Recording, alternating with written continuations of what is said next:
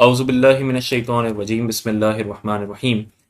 ये आज हमारी पांचवी शॉर्ट वीडियो है और आज की वीडियो में हम रोज़ों के कुछ मुख्तलिफ मसाइल पर बात करेंगे कि जो अक्सर औक़ात सवालात आते हैं कि क्या इस तरह रोज़ा टूट जाता है, क्या इस या ये करने से रोज़ा टूट जाता है।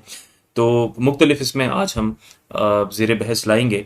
सबसे पहली चीज़ ये कि थूक निगलना, लोग बहुत परेशान होते हैं कि रोज़े की हालत में बहुत ज़्यादा थूक बनता है और वो निगलते रहते हैं। तो क्या हलक से नीचे अगर थूक जाता है तो क्या उसकी वजह से रोज़ा टूट जाता है? ऐसा नहीं है, इससे रोज़ा नहीं टूटता। अलबत्ता ये है कि बहुत ज़्यादा इस तरह करना कि खुद से थूक निगलते रहना ये मकरूह है, लेकिन ऐसा करने से रोज़ा नहीं टूटता। दूसरा मसला ये है कि क्या सुरमा लगाया जा सकता है? वैसे तो आँख में दवा डालना मना होता है, लेकिन बहरहाल सुरमा लगाने की इजाज़त है क्योंकि ये नबी करीम सल्लल्लाहु अलैहि वसल्लम से साबित है।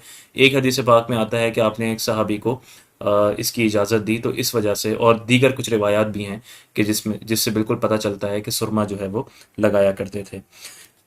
तीसरी बात यह कि क्या आँख में दवा डालने से रोज़ा टूट जाता है?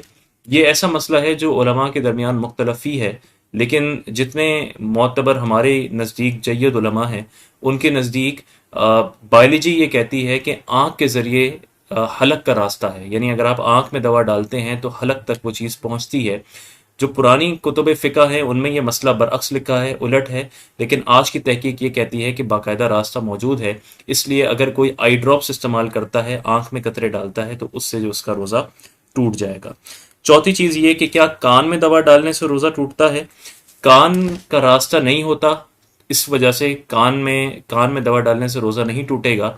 अलबत्ता अगर कोई ऐसा शख्स है कि जिसके कान का पर्दा फटा हुआ हो और उसका हलक से रास्ता बन जाता हो, तो उस सूरत में उसका भी रोज़ा टूट जाएगा, क्योंकि फिर वो चीज़, जो कतरे हैं जो कान में डाले जाएंगे, वो दाखिले बदन हो जाएंगे। आखिरी मसला बहुत अहम है और वो है इंजेक्शन या ड्रिप लगाने का मसला। इस मसले में उलमा के दरमियान इख्तलाफ है और इख्तलाफ की बुनियाद ये है कि बाज़ उलमा ये कहते हैं कि रोज़ा टूटने का असल जो सबब है वो ये है कि जो आम तौर पर आदतन बदन में जो चीज़ दाखिल होती है, यानी मुंह के ज़रिए, नाक के ज़रिए या आँख के ज़रिए, उस तरह जब दाखिल होगी तो रोज़ा टूटेगा, वरना नहीं टूटेगा।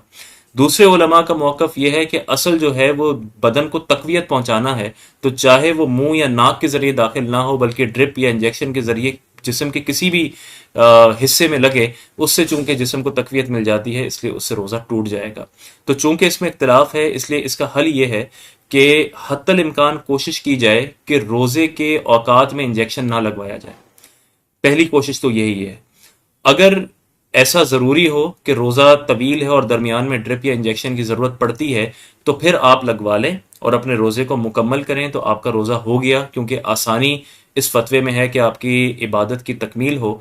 लेकिन अगर मुमकिन हो, लाजिम नहीं कह रहा, लेकिन अगर मुमकिन हो तो एहतियात वाले फतवे पर अमल करते हुए एहतियातन जिस रोज़े में आपने ये इंजेक्शन या ड्रिप का इस्तेमाल किया था उसकी आप कज़ा कर लें, ताकि दोनों फतवा पर अमल हो सके।